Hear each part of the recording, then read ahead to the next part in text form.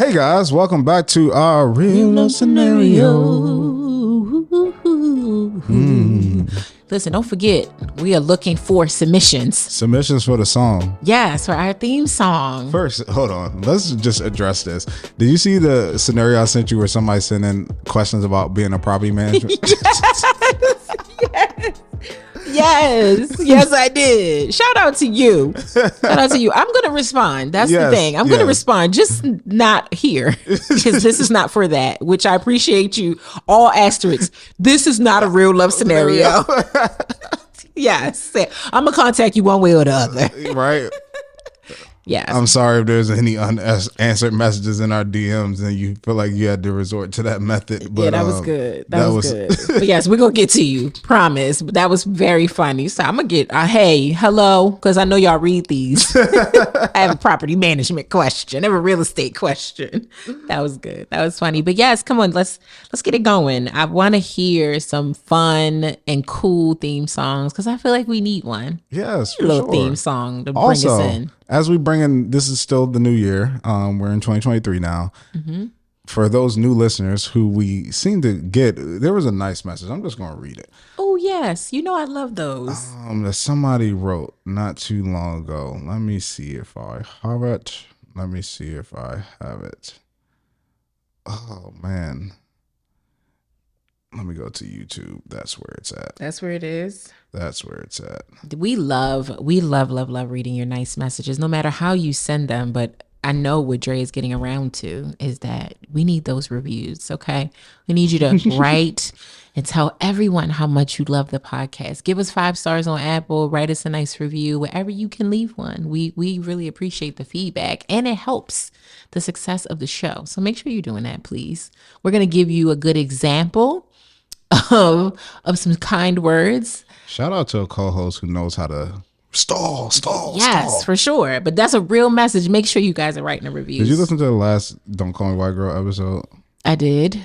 Did you see how I had to extend, she was about to wrap that thing up in about 25 minutes. And I was done with it. I was like, let me continue to. Yes, I saw someone say in the comments, shout out to Dre for getting Mona to elaborate. That is the time of the year always. The end of the year is always the time of the year where people are like, I'm going to do the least, truth be told. In every facet of my life, I'm going to do the least. So I found a comment, but the funny joke is I couldn't find the actual notification, so I had to go by the thumbnail, and I remembered it. But it was the episode where you wore the same thing twice, so I just clicked on the wrong one. And I was like, I don't see it here. Life be lifing, as my shirt says. Life be lifing, for sure. To that.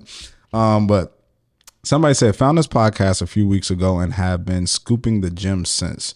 Just wanted to let you both know that I appreciate your content and that it's been extraordinarily helpful in shifting my mentality when it comes to my relationship. Thank you. Oh, thank you. Thank you so much. We appreciate you. Shout out.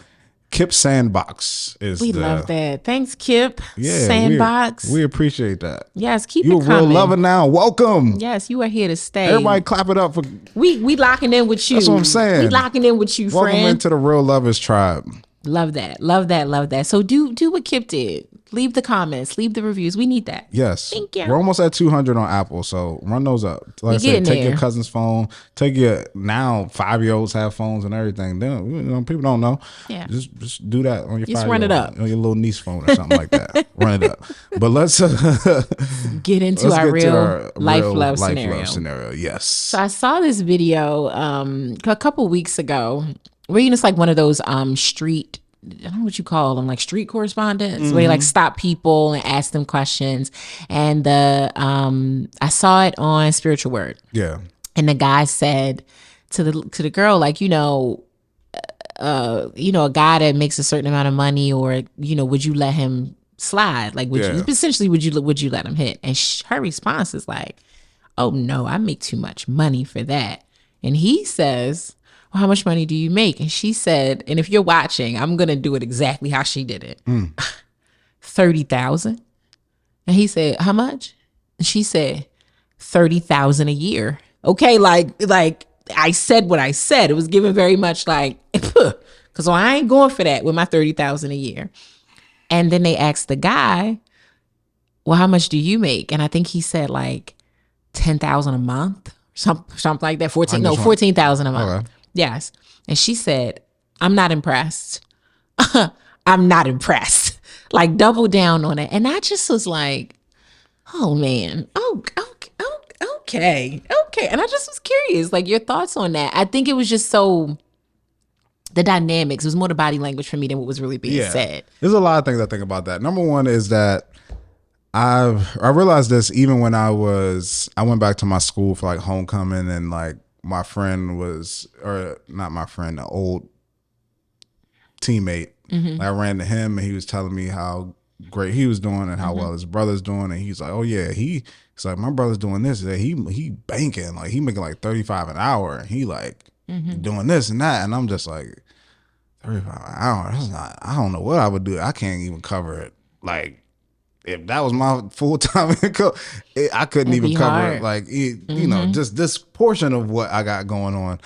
But I realize it's just all context, and it's just all like where people are in life, what they consume, what they do, how old they are, all the stuff like that, off of what they, you know, see as being a lot of money or not a lot of money. Like as I entered into entrepreneurship, my view on money has changed. And I'm sure even as you book more jobs and do things, your view on money changes, because you're like, in entrepreneurship, it could be like, I just made 7,500 in one day. Of course, you have to do the work, but it's like, I used to go to work all day, every single day, extra hours to get 5,000. Yep. And I just made 7,500 just like that. In a day, yes.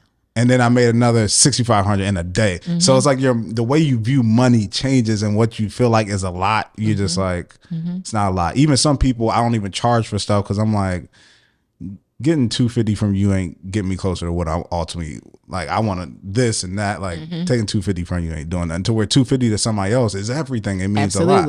So I understand that we all have different ways that we view money and taking money. And even what I'm making now, what I feel is a lot, there's people who look at that and probably be like, that ain't nothing compared to what I'm, you know, like doing. I spent that on dinner today. Exactly. Yes. So I understand that, but I don't know many worlds where $30,000 a year is a lot. A lot. Not even. Maybe you could possibly live off of it, but it would. I don't know many places where it's something to brag about. It doesn't come with a neck roll. It doesn't come with like 30,000 a year. Period. Stink. I hope she meant a month. She didn't. Yeah, because he double asked. And like, this is such a sensitive topic, because we there are people from all walks of life that are our real lovers and watch, and so this is in no way to be insensitive to you. If you make 30,000, if you make 35, you make 20,000, you making an honest earning, that's all that matters. Nor do I think, going back to like the question that she was asked was about, would you let a guy just kind of like do something sexual to you because he made a lot of money? And I think that the answer, short and long, is just no. Right? If that's just not your standard, like money wouldn't move you along to do something like that. You don't associate the worth of your sex to what a man makes. It's no need to even like stunt with your maybe she was telling the truth. Maybe if she was making 12, it would. But you know what I'm saying? Like she said, I make too much for that. So maybe if she made less, she might do that. Maybe that's her truth. That might be her truth. For me, how much I make or how much he makes is not going to determine if I give up the box. Her overall theme of I'm not impressed, it's like, you don't have to be impressed. You really don't. This is a stranger. You don't know him from a can of paint. But it was, I think she just stuck with it, and that's what made it funny. Like, she was like, well, I ain't backing down from it now. Like, I jumped out here and I'm like, I think there's plenty of women or people in general who don't make a lot of money. However, they've been around money and dated people with money to where they may feel like 120,000 a year ain't a lot, because they dated an athlete who makes millions of dollars. So they may still be like, I ain't impressed. I ain't enough to do all the things I want to do. But just in general, like you said, it's the mannerisms. It's all the energy that came with it. That is just like, what I got from that is that if you made more, perhaps I would be. Yeah. Perhaps I would be. And that was my sticking thing. Like my standard, I am impressed with what people do with their money, not so much how much they earn, because there are people who are crazy rich. Donald Trump is a great example of that. And in some ways, I can respect the things that he's done with his money.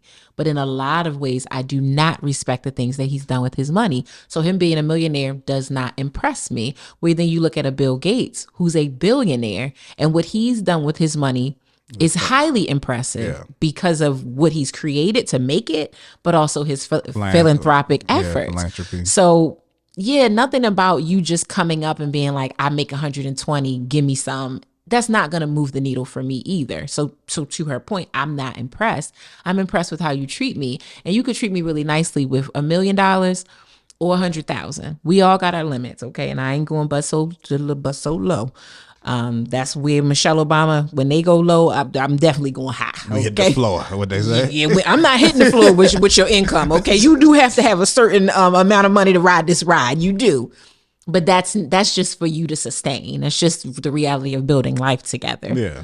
But no, like it was a lot of stank on that thing, and it just made it really funny. Like, yikes! Ain't nothing to put stank on either. It wasn't nothing in that. It's not. That she said, do I take away and be like, well, yeah, I mean, no, nothing in that. It was just basically he was like, if I made less, possibly. If he made more, possibly. But, you know, even what I'm making now, I'm good, which ain't really great.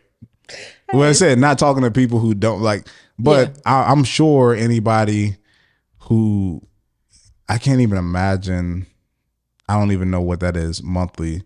I know that if you make $1,000 a month, that's 12. So 24. Yeah. So it's maybe around 3, less than 3,000 before taxes. After taxes. After taxes. Yeah. Yeah. I mean, yeah. So, because 3,000 a month would be 36,000 a year, and that's gross. Right.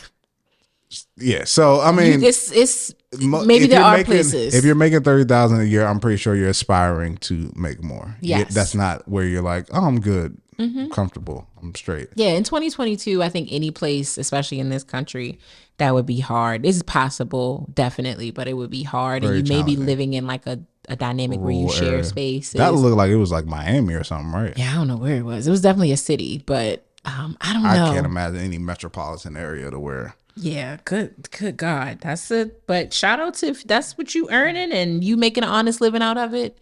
I'm proud of you. Yeah. I'm proud of you. For sure.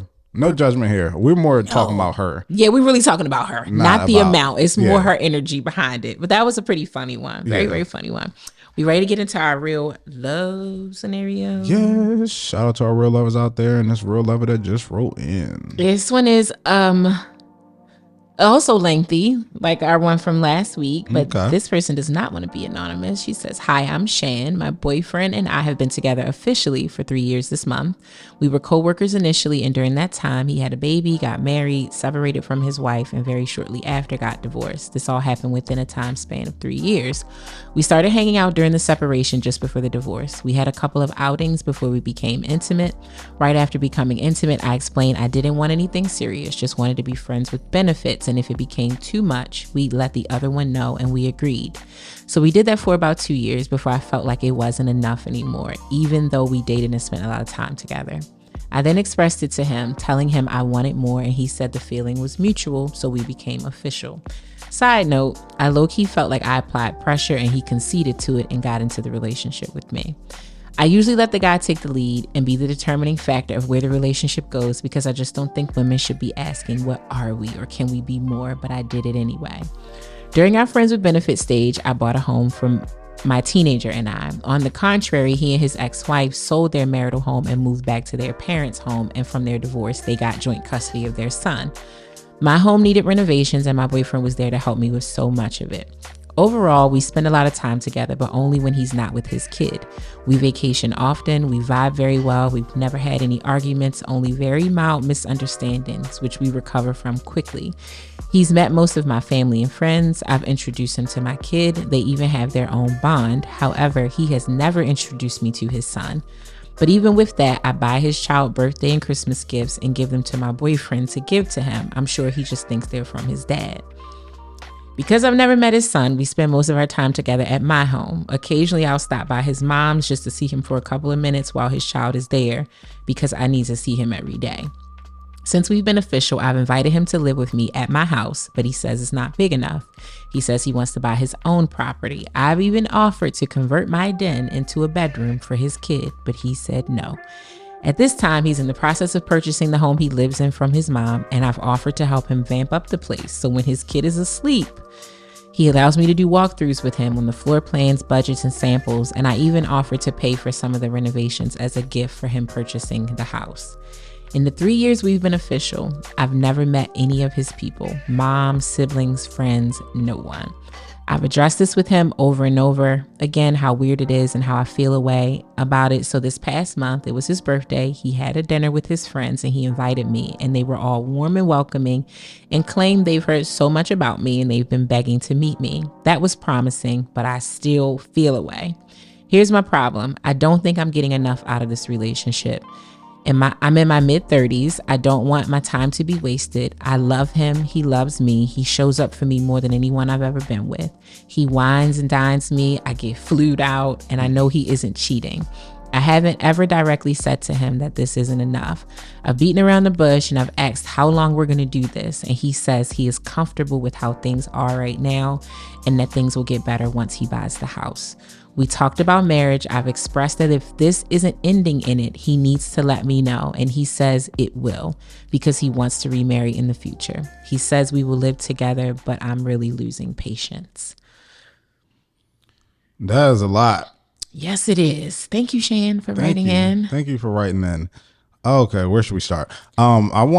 This made me think of Best Man Final Chapters. Okay. I feel like we should do like a bonus episode just breaking down the relationships within that thing. Yeah, that would be so good. Right. But I'm not going to give spoilers here, but it reminded me of the session with Harper and Robin and how basically she's like, did you express this to him? Mm-hmm. She's like, well, no. And it's like, you can't be upset when your partner doesn't know. Doesn't read your mind because they're not mind readers, right? Mm-hmm. And that's some of what I feel in this situation. I think that she just has to,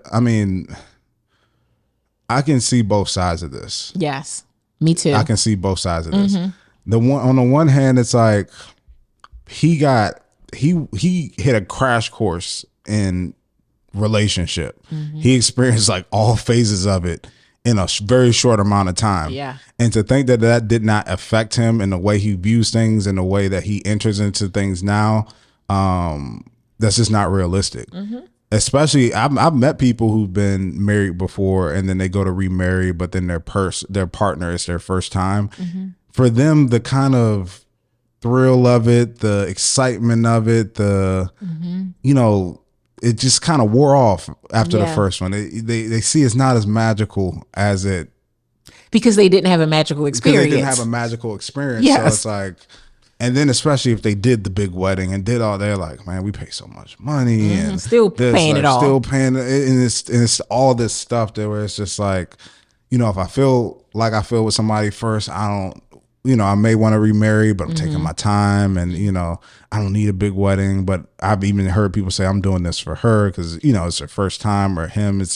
So I can understand why he may be very hesitant to do a lot of things because he moved so fast in the past. Even when it comes to the divorce, I'm pretty sure that has something to do with him wanting to have his own house as well.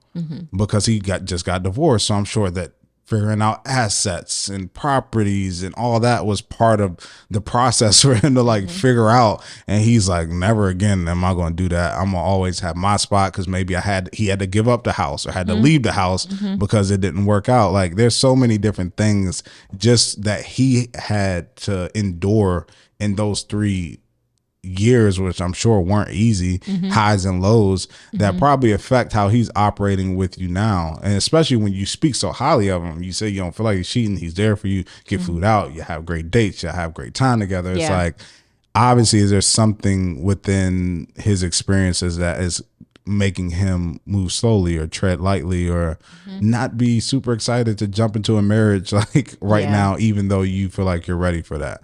So I can understand his side of his mindset that could be from what she described, like what his mindset could be. Yeah, in general, I do too understand all of those points. I think the other part of it though is he started dating you, you know, according to what you wrote in, he started dating you while he was going through a separation. And you were his coworker prior to that, which I'm sure y'all were friendly, cool with each other, and maybe had even had some conversations about what was happening in his life, you know, which happens at work. You do sometimes share your personal information with your colleagues. For sure. And I definitely did. Yeah, I did too, you know, so I get it. But then it's like you started dating him while he was going through a divorce. And for those 2 years, you say that it was casual for the most part, like no commit, no title, but you spent a lot of time together. You were sleeping together, and he got a divorce. He sold his home. He moved in with his mom. So a lot happened. A lot of life happened. Yeah, a lot of life happened, and then you were still kicking it with him. And then at a point, you say you applied pressure, and he conceded to it, almost to appease you. Yeah, it would you, but you're the one saying that. Like, to me, do you just, are you making that up, or do you get some sort of sense that perhaps you did browbeat it into him and he was like, all right, cool, like fine, that's cool, I like her a lot, or I'm with her, so whatever? Or did he really truly feel that way? And if so, then it shouldn't feel like you applied pressure if just because you were the one to bring it up first. And I will say, in full transparency, because this scenario was so lengthy, I had to adjust it. And so it was some things that had to be taken out, but we'll sprinkle those in as they become relevant to the story. One of the things was that, like, he conceded to it because, well, if he was thinking about it, why didn't he bring it up first? He could have just been thinking about it and wasn't ready to say, hey, I want you to be my girl. You know, it could have been on his mind. He didn't need to be the first one to say it. It's not a race. Especially when you set the terms of the friends with benefits.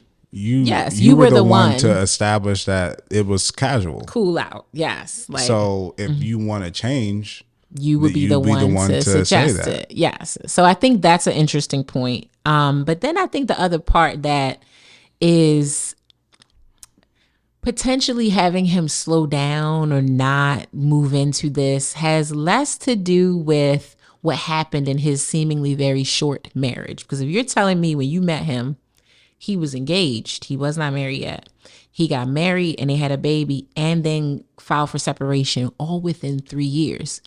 He was not married for very long. He might have been with her for a long time, but he wasn't married for very long.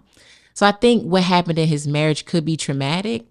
But I also, unfortunately, think you being in the position that you have been in with him for so long, it may not be allowing him to see you as much more than that.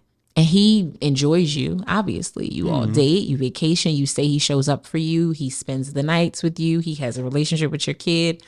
But all of those things can be happening under non-commitment.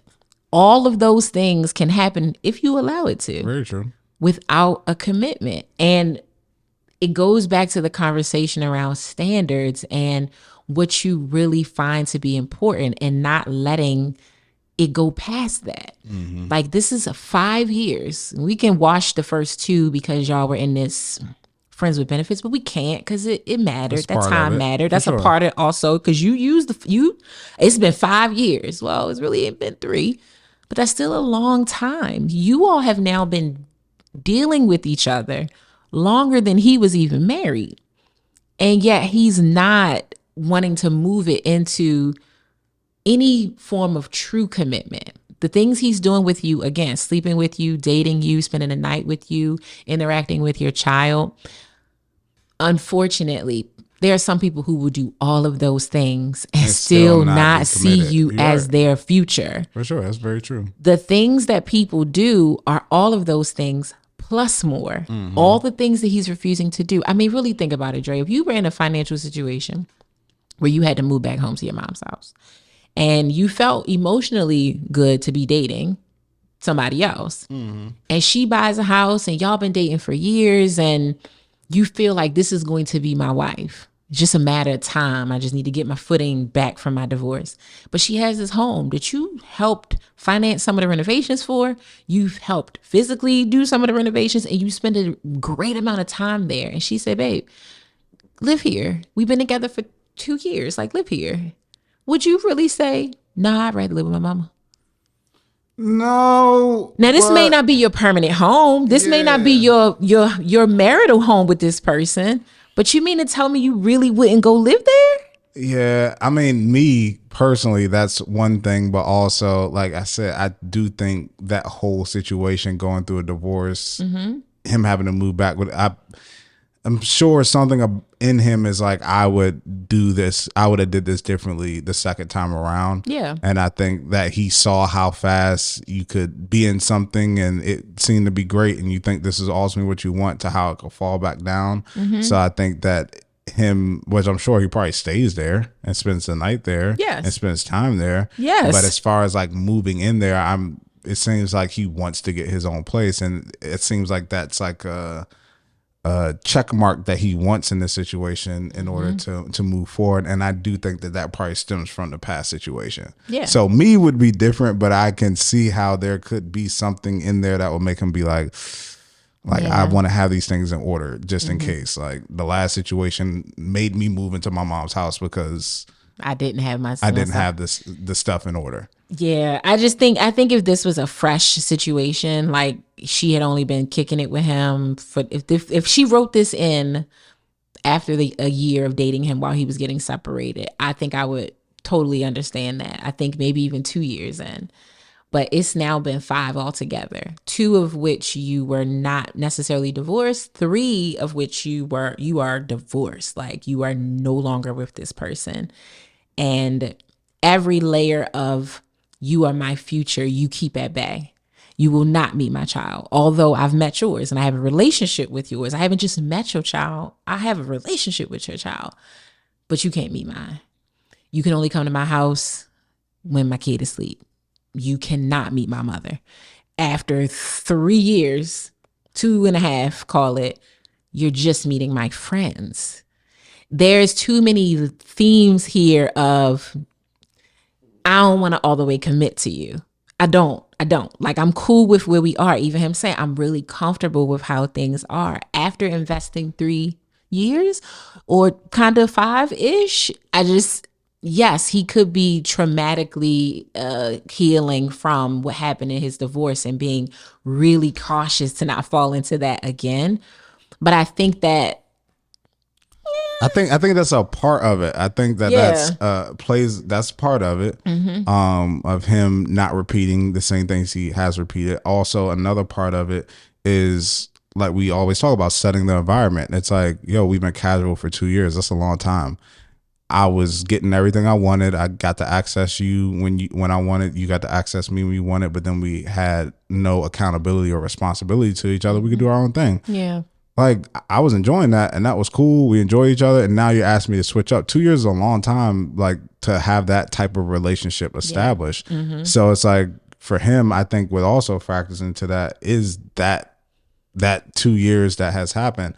So I think that he is pretty clear on how he wants to move and how he wants to operate. I think he's super clear on that. Yeah. I think he cares about you. I think he really likes spending time with you. I think he probably even loves you or has love for you and everything. Absolutely. But I think that where he's at right now is that, obviously, if you were going to be his wife or even his fiance, you would meet his child. Absolutely. You would meet his mom. So right now he is not in that position to ready to do that and ready to move forward with you in that way. Yeah. And I'm sure if you even gave him the ultimatum, he would probably stand on it and be like, okay, this is just where I'm at right now. Yeah. Which I'm sure is like probably very heartbreaking, because you do think about investment. You know, she talks about, I don't want to waste my time. I don't want to waste my time in my mid-30s. I don't want to look up at closer to 40 and be like, damn, we still just here. And some of the other things that she talked about was like, I don't feel like I should have to nudge you to meet your family. I feel like that should just be a natural thing for you, because that it usually is a natural feeling like, okay, we've gotten to this place.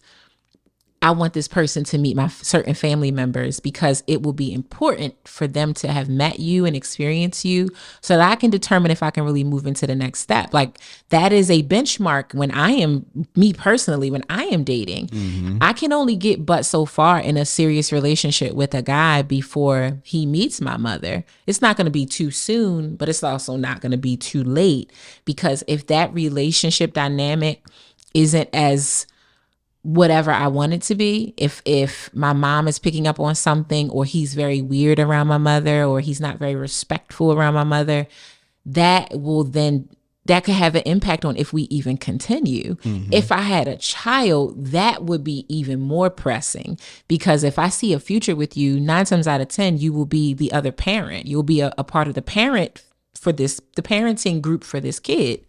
I need to see you and experience you experiencing my kid. Yeah. So 3 years, you still haven't come to that conclusion. Yes, he may love you, like you, all the things, treat you well, is there for you, but that is too much for him because he's just not there yet. He's not there. Well, situations like this are tough. Yeah. Because at the end of the day, you gotta make a decision. Like, I know you're upset, you're mad, you don't like how you're being treated, you don't like how he's responding to things, but you have to make a decision ultimately. Yeah. How much does this bother you? How important is this to you? How much of a like red flag is this to you to not move forward? Because if this is really a problem for you and it really bothers you, then I don't believe in like doing like ultimatums to where it's like this, weirdly prideful, egotistical thing, but you may be to the point where it's like, this is what I ultimately want. Yeah. Like, I need to know if you are willing to commit to this. Like, I want to get married. I want to have a house together. I want to live together. I want to meet your child. I want to meet your family. Like, this is something that's very important to me. And we've been dating for 3 years. If this is not something that we can do, or if this is not what you want at this moment, then I understand we need to part our ways. Yeah. But that only works if you are okay, if you actually will go through with it. Yes. Like, I know so many people who will do that, and then the person will be like, yeah, like, just when I'm ready, I'm just not ready yet. I care about you. I love you. Blah, blah, blah. Everything's been so great. Like, I'm almost there when I get the house and all that stuff like that. And then that just continues it extends time and extends time and extends time. So you can't make that request if you're not going to follow through with it, because then once you set that over, then he just knows like, I just got to throw you a bone. Then now buy me some time. And that's already been happening. Yeah, it's already been 3 years. It's already, so but like, she's also, you've never said, she says she's never came out and said to him, it's not enough. Yeah. But you said to him over and over and over again, it's weird that I haven't met your son. It's weird to me that I haven't met your mom. It's weird to me that I haven't met your friends. And he introduces you to the lowest level of influence in his life, which is his friends. Friends tend to have influence, but the lowest level when you're comparing it to parents and children. Yeah. So he's like, here, meet them. Boom. Exactly. Let me get a little bit more time on this thing. If I showed you that I can introduce you to my friends, then I may be able to introduce you to my aunt, which might then lead to me introducing you to my mom, which might then lead to you meeting my son. Yeah. Like it's breadcrumbing to some degree, because I do think when you put kids in a situation, like you said, this is hard to really give super clear advice on because there's so many layers. When you put a kid into the mix, when you think about breaking up, that is a part of a breakup once you have a partner in tandem with your child. You have him in tandem with your kid. Your kid now has a relationship with this man where you aren't having the same relationship with his child. So he will not even, let's say you walk away, he will not even have to go through that with his kid. Yes. You will have to deal with whatever hurt or pain your child feels because this man is no longer in their lives. When to me, a year ago, 2 years ago, it still would have been difficult. But how did you even get to a place of like, where you're going to meet my child, but I'm not going to meet yours? Yeah. would have been a mutual conversation and then a mutual decision. And I'm sure that he would have said, I'm not ready for you to be my son. And it would have been like, all right, cool. That then keeps us right here. That leaves this relationship right here. We ain't going too far. We shouldn't even call this a commitment. We should call this something else. We're getting to know each other. We're still discovering whatever, because those benchmarks matter. The benchmarks are to be met in order, just like a video game. Yeah. Like you level up. When we get past this one, then we can level up to the next thing. You get past this one, we can level up to the next thing. You have leveled up this relationship. You're literally buying gifts, which is so nice of you, but you're buying gifts for a child that you don't have a relationship with. And you're doing that perhaps because you're a good person. I believe that you're a good person, but I think you're also doing that to try to prove to this man that you're ready to meet his child. Like, I'm ready. Like, look, I can do this. You say, well, babe, you can move here. I will convert one of my rooms to be your child's bedroom. The child that you haven't met yet. The child that might be devil spawn and you don't want them to live in your house. You don't even want to deal with their daddy no more because it's like, wow, that's a lot. I don't know if I even want this really. You're doing so much, giving so much, and he's giving too, but it's like, if he's giving at an 8, you giving at a 12. And sometimes you just got to keep the pace going. Imagine, I think I said this on an episode before, imagine you driving a car and your back wheels and your front wheels are competing. They only run right when they're going in the same direction. For sure. And at the same speed. The car isn't 60 miles an hour on the driver's side and 80 on the passenger side. The car would not function. Relationships are the same way. You got to be moving in tandem for them to work best. And you are well beyond where he is, and in some ways understandable, because you've been single this entire time. You did not go through a divorce. Your child is actually older. You just made no mention of your ex. So that seems to be a decent situation. You were in a position to buy a home. You were in a position to renovate said home. Your boo is living with his mom. And I don't think he's there because he just really wants to be. He's there because he needs to be right now. You 10 steps ahead. And he has played a part in that, because I ain't let him off the hook. If you know that you're not able to commit at this level, to me, 3 years is a lot of time, regardless of what you had going on before you met me or what you had going on.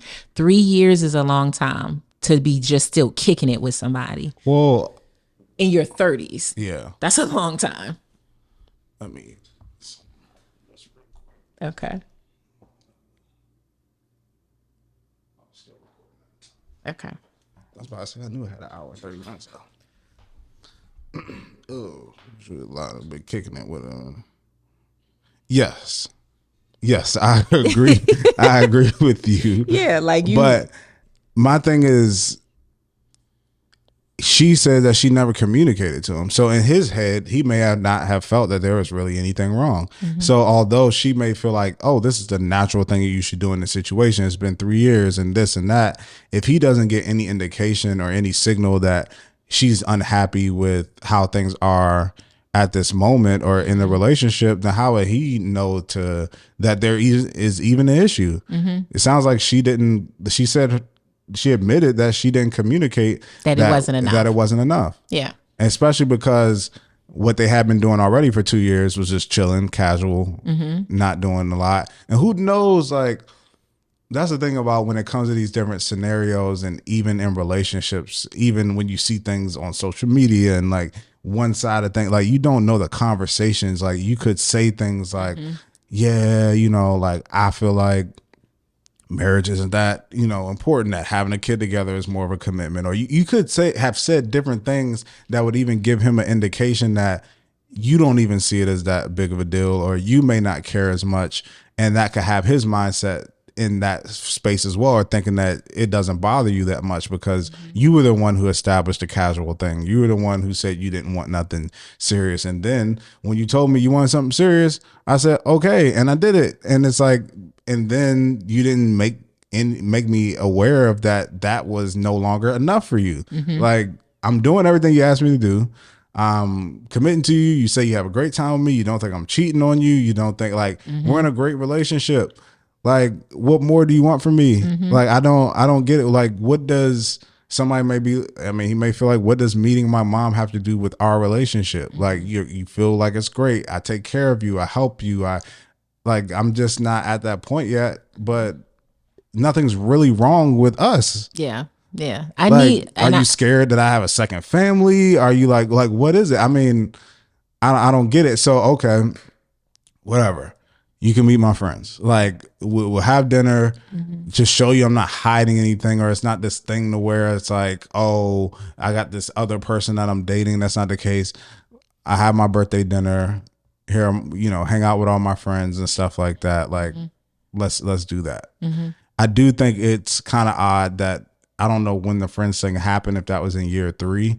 Yeah, it happened recently. Yeah, so it's like that's kind of odd that it took so long for that to happen. Yeah. For sure. Because I'm sure they were probably mentioned. I'm sure he probably have hung out with them and all that stuff like that. But yeah, it's a tough situation. I think the words. Let me back up. I really want people to understand that the best way to get played is to create a standard and not stand on it. That's the best way to find yourself getting worked. Yep. Is to say and put out there that I want this, or I'm not going to tolerate that, or if you do blah blah blah blah blah, it's a deal breaker, or if we don't do this, we can't move forward. And then after every single standard, boundary, and thing you put in place, you do nothing. Once those things are not met or broken, you do nothing. Your standards are trash to others because they're trash to you. They mean nothing to you. So why would I respect them? You say you're going to leave if I do this, but then I do it and you go nowhere. Instead, you kick and scream and cry and beg me and ask me, why are you doing this? Blah, blah, blah, blah, blah. Because I can, right? Because you can't control what I'm doing. Exactly. Your boundary is in place for you. It's not in place for the others. It's really there to control your decision making once they are violated or once they are not, your standards aren't met. You have done this time and time again. She has said to him, I don't like it that I haven't met your son. I don't like it that I have not met your mother. And to your complaints about that, he said, okay.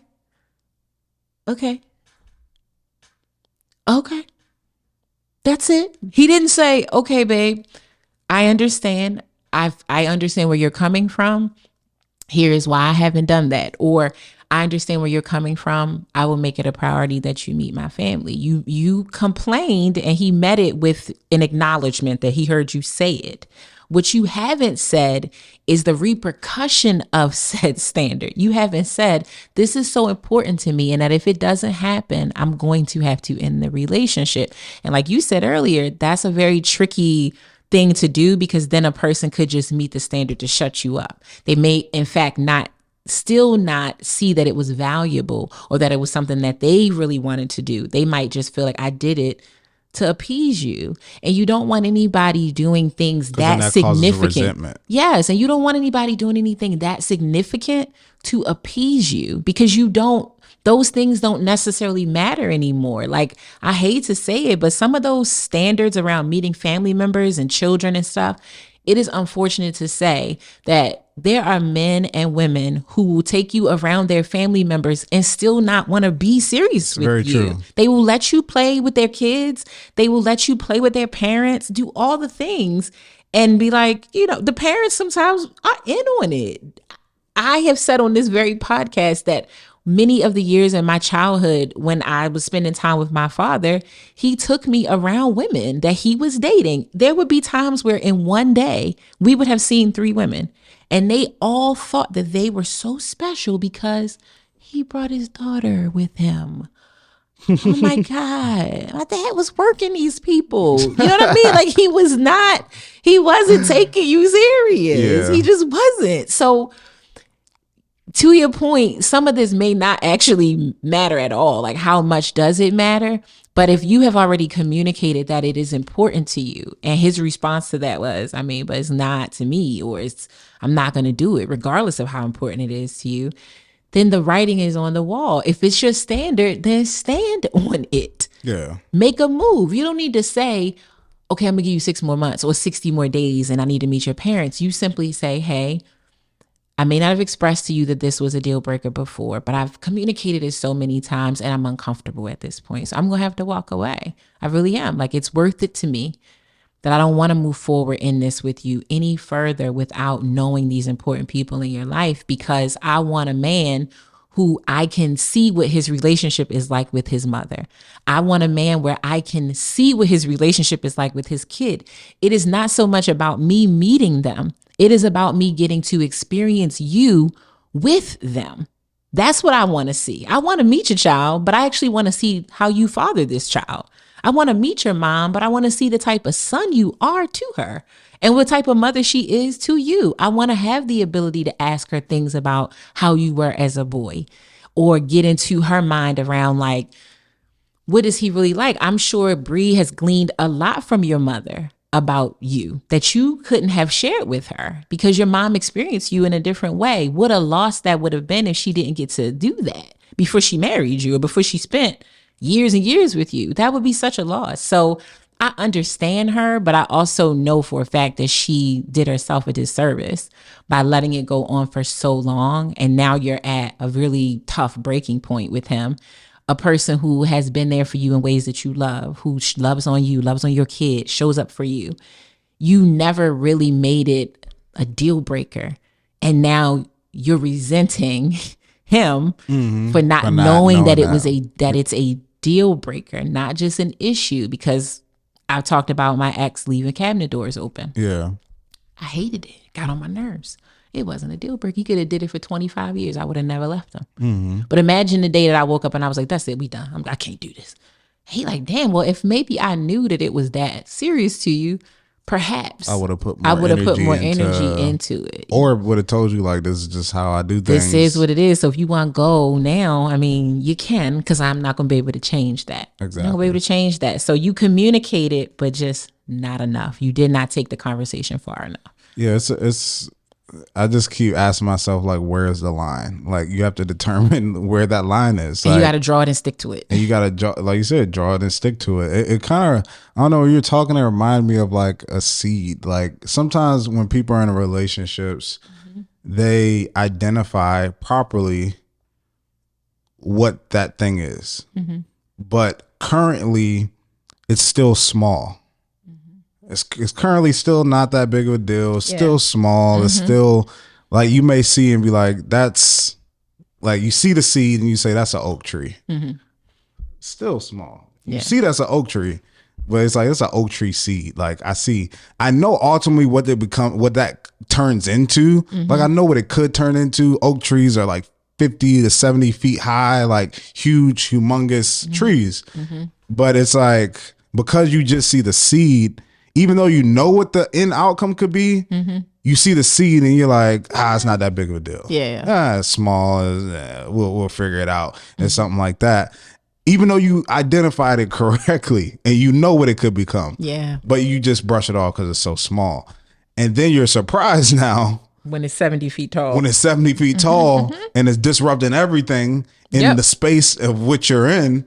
Then you're like, how could we get to this point? And it's because you ignored the seed. It was there. You identified it, you saw it, but because it was small, you didn't think anything of it. But now that it's this 70-foot monster in your relationship now, now you're looking at it like, I don't know how we're going to get past this. I don't know how we're going to uproot and move this. I don't know how we're going to get rid of this.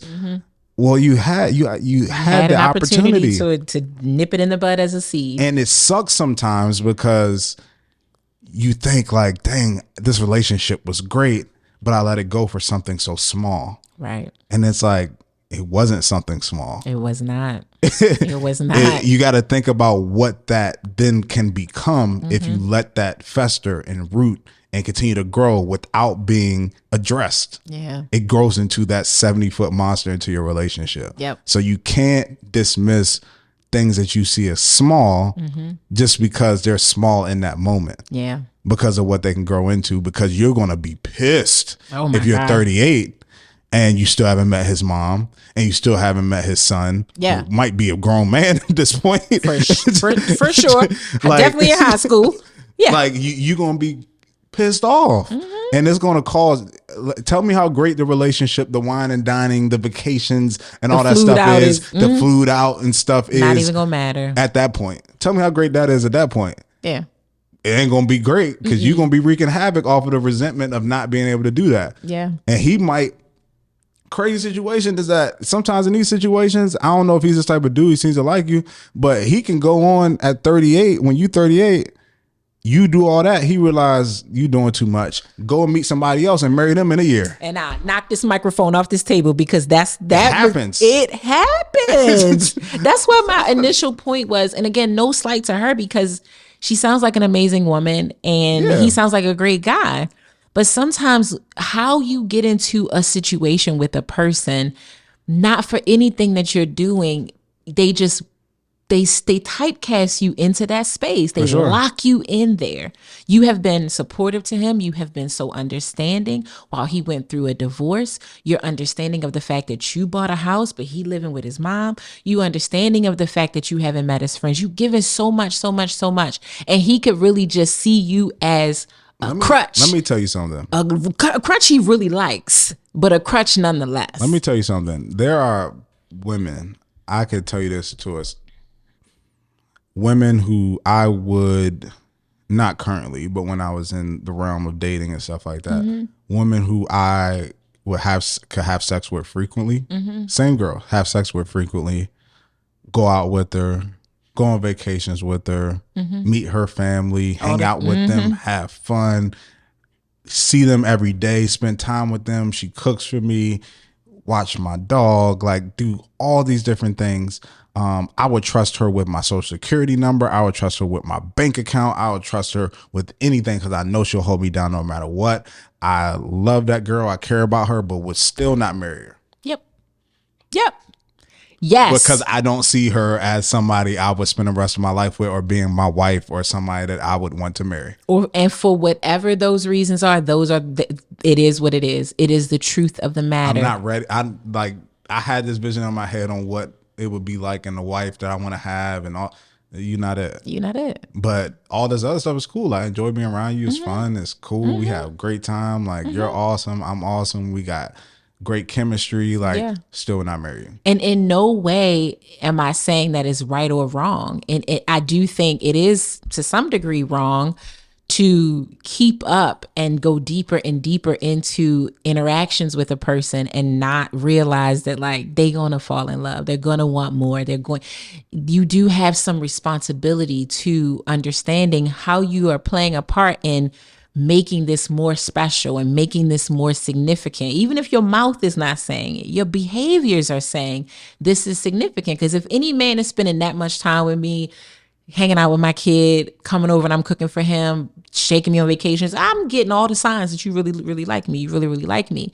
But this is why the rubber and the road always have to meet. It is not just what he's doing and it's not just what he's saying. It's the combination of the two things and all within the parameters of your standards and your boundaries. You gotta have some because he could be amazing. This guy sounds amazing. But what are your non-negotiables? What do you want? And if he could be great at 9,000 things. Okay? Great at them. And all of those are negotiables. All the things that he knocking out the park, they negotiables. You don't need him to fly you out. You know, you like it, but you don't need that. You don't need him to wine and dine you 5 days a week. You just need it maybe once a week. But he killing that. He overdoing that. But all of the things he's killing are the negotiables. But the things he missing are your non-negotiables. It's not going to work. It's not going to work if they're really non-negotiables for you. You're incredible. But where I need you to be really good at, you're missing the mark, baby. And with that being said, I have to let this go. I just do. And I have to know when to stop. You have to know when to stop yourself.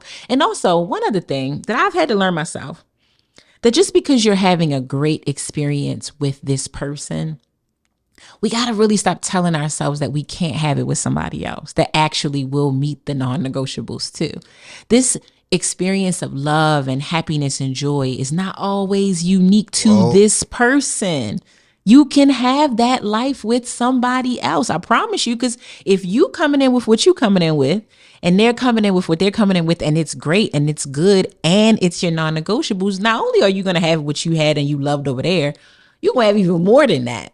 Fireworks. Well, this goes into a bigger question where women and timetables, because I feel like that affects women in a certain sense of like, she probably like, I hear you, sis, but I'm getting older now. So True. It's like, how much more time do I have to find all this plus the non-negotiable too? Yeah. But your point, nonetheless, is still correct. Absolutely. If it's, like I said, it's the small oak tree seed, and it's like, if you keep ignoring it, it's going to grow into something big. Like that, those skills will start to change. You look at it at first and you're like, oh my gosh, he does all these amazing things, and there's this one thing that just irks me. Yeah. It's going to start becoming Tipping. heavier and heavier and heavier and heavier, and those things are going to start to matter less and less and less and less and less and less and less until it becomes like, I can't do this anymore. But then you invested so much. Yes. You invested so much time, so much energy, so much effort.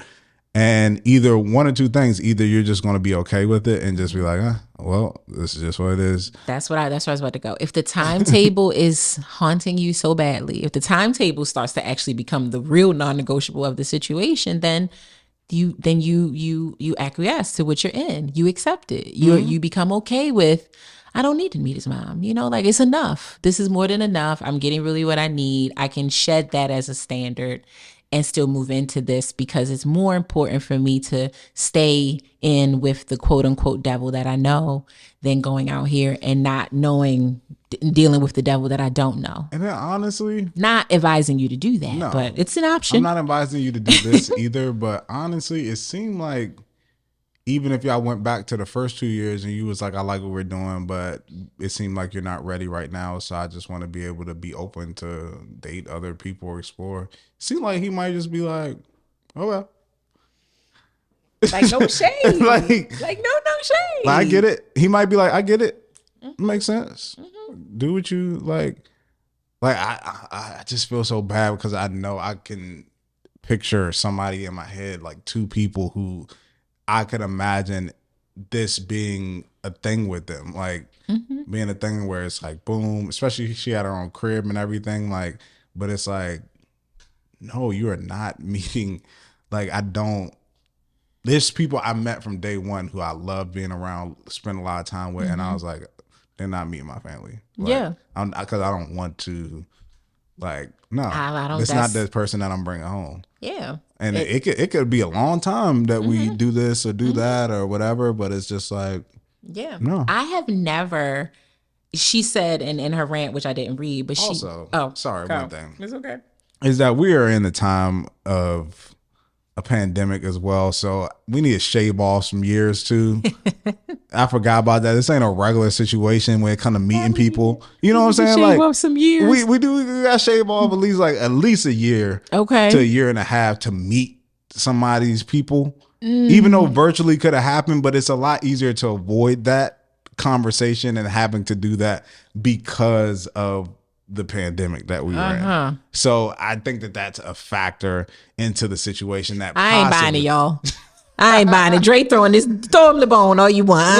I'm just saying buying it. Mama, put the mask on. I think that I'm even saying on her part, she may have been more willing or okay with it because of the circumstances versus like right if now, it was in person all the time, then it would be like, I'm over your house all the time, or I'm doing this all the time, I'm doing that all the time, then why can't I see you or meet your parents or something like that? Yeah. But she may have had a little bit more patience because maybe the excuses or the things that he was saying, if he wasn't straight up, were more understandable. Yeah, maybe. So that's all I'm saying. Yeah, okay, I got you. I ain't excusing him. I'm just saying her need to want to do COVID, it. Yeah, so I get it. Exactly. It's not good for us to be outside or meeting your mom, who's probably a little older. Exactly. I guess. I guess. I don't know. I think, overall, you have a decision to make, Shan. You really do. And I think it is one, It's 100% rooted in how serious this is for you. Is this really a non-negotiable standard? Is it really a boundary that you will not proceed without it being addressed? And if so, then you know what you have to do. If it really doesn't matter that much and all it is just lip service and you just are barking him into it, if you will, or nudging him into it, again, I don't think that's the best thing because, I know what I was going to say earlier. I have never been asked, when am I going to meet your mom? No one's ever asked me that. I've also never asked someone that. When it happened, it was in fact natural. It was never like no pressure on either side. It was like we were both just comfortable. And I, of course, brought it up. I didn't spring it on anyone.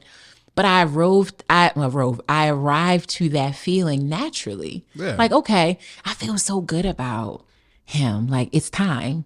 It just felt like it's time for him to meet my mom. It's time for him to meet the people that matter the most to me. I did not have to ask. So she says that in her notes that I, removed for the purpose of trying to get it in the clip. But yeah, I agree. It would have been natural to him if it was on his mind.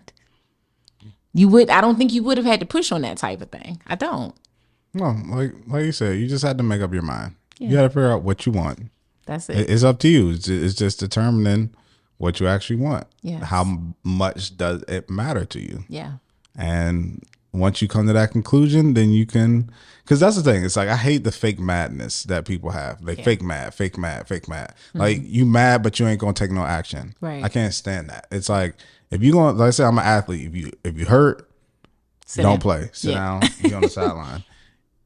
If you going to play, I don't want to hear you complaining about you being hurt or you limping. Like, that's my athlete background, and that's the way I look at relationships or a lot of things. It's like, I don't want to hear you keep complaining about this relationship. If you just going to stay anyways, you know what it is. Yeah. This is what it is. Either you going to stay in it and deal with it or you going to leave. That's it. Like, make up your mind. Like, I hear you this puffing and puffing and blowing the house down. But you still there. Mm-hmm. What they say in the thing, people, they do everything believe, don't they? Do everything believe. Throw a fit. We can close the episode right there. You do everything believe. Slash tires. Okay. Do everything. Drag them believe. On in the internet. Everything believe. Everything believe the That's situation. That's so true. It's like, yeah, you just gotta make a decision. Not saying it's gonna be easy. Of course not. Of course not. No, it's not gonna be easy. But I think number one, the first thing you need to do is have a conversation with them, because it sounds like you haven't been very open with your communication.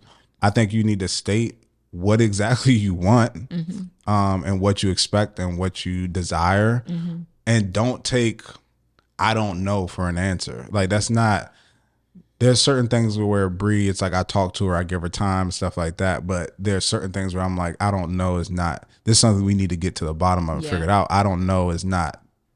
That's not an acceptable answer.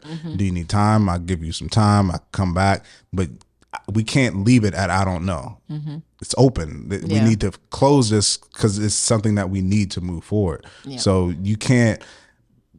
You need the question answered. If your question isn't answered, then you got your answer in a different way. If you are pressing and pressing and pressing and pressing and the person is not answering your question, they're avoiding it, they're going around it, they're not addressing it, or they're telling you they don't know, then that's giving you your answer. There is no path forward, no clear path forward. Yeah.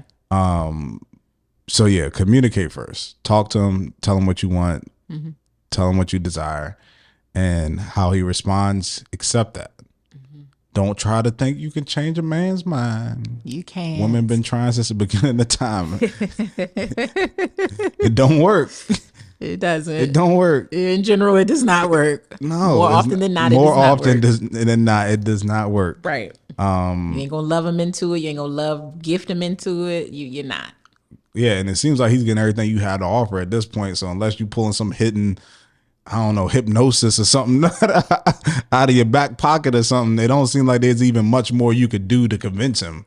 You giving him everything you got.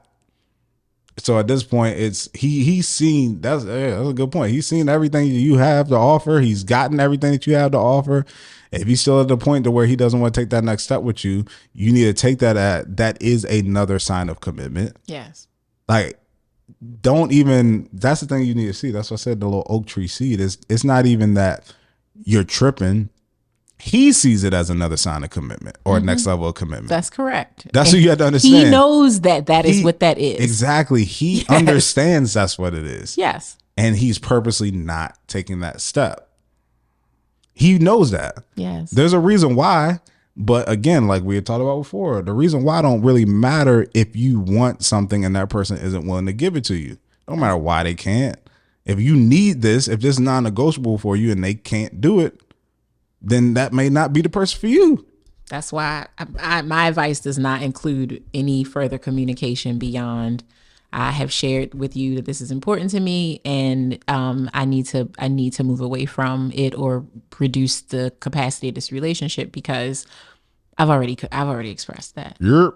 Yeah, like why you doing it doesn't really matter to me. I've already told you I need that, and you won't do it. So I'm gonna hit on and head out. And I hated that you have spent so much time trying to figure this out, but hopefully it's a lesson to you that again, and it could work out. You and him could really ultimately be together. Good. But pressuring, talking into, twisting arm into, loving, gifting people into something is not how you want them to be there for you. No. You don't. You want them to be a willing participant.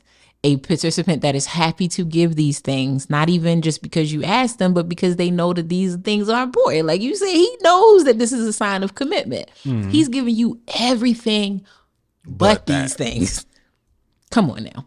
He's not stupid. Marriage aside, divorce aside, all of those are factors, surely. All those things aside, after 3 years of a committed relationship, he knows there's something that's missing. Could have nothing to do, again. Could have nothing to do with you. Absolutely nothing to do with you. Could be his own thing, his own establishment thing. Of himself. He may feel like as a man, he needs to have his own place and have this together before doing it. All and that. Going to that next step. It could be all those Whatever things. the why is, at this point, seemingly it doesn't matter to you. It doesn't. It is, you're hurt, it bothers you, so prove it. Yeah. Prove that it bothers you. Talk to that man first. Have a conversation with him. And then go from there. Cause you ain't been talking. Okay. Well, thanks for writing in, Shan. We appreciate it. We appreciate it. We hope you got something from that. I would really love an update on this one. Yeah.